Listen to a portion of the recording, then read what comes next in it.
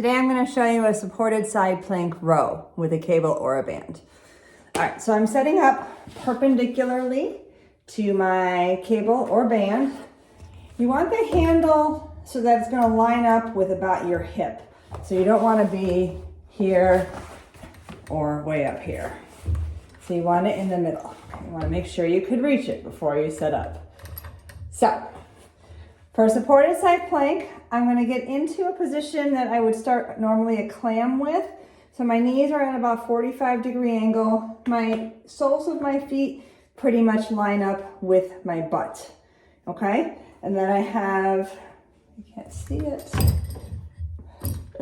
but I'm going to do my best to keep my elbow underneath my shoulder and my fist pointing pushing into the ground.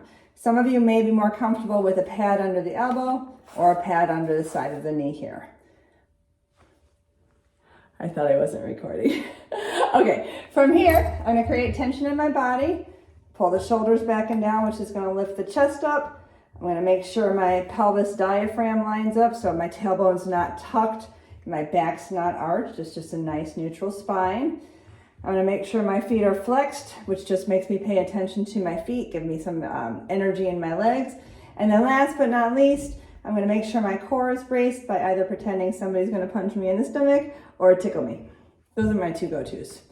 All right, once I get all that tension in the body, I'm gonna grab my handle, I'm gonna push myself up on my elbows and my knees. Now, notice my chest is slightly tilted forward. This is to protect my shoulder. It's a lot of pressure to have that chest open. I am more comfortable here. Okay, from here, I'm gonna take a nice big inhale. Exhale as I row.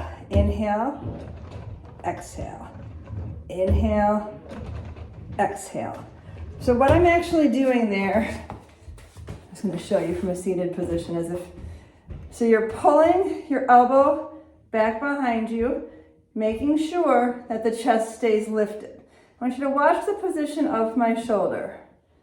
See how it just stays pointed kind of up or slightly forward versus it doing this, right? So if I have really bad posture and I'm sitting slumped, this is how that's gonna look. That's not good for the shoulder. We really wanna keep the chest nice and lifted, shoulders pulled back and down, and that shoulder we're keeping stabilized versus letting it come forward. So you're just pulling basically to about your waist or your hip.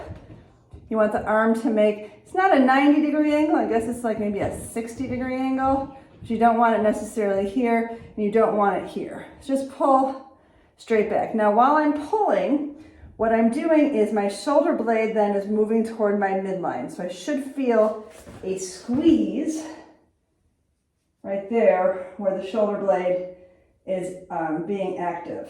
So I'm gonna feel this move